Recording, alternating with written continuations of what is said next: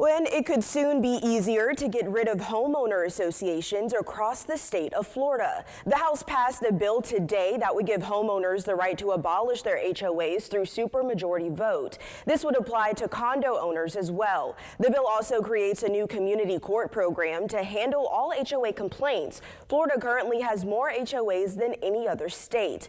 Opponents of the bill feel this will put financial strain on local governments. They're a pseudo-elected board of members that have absolute autonomy and have no oversight over local, state, or even federal officials.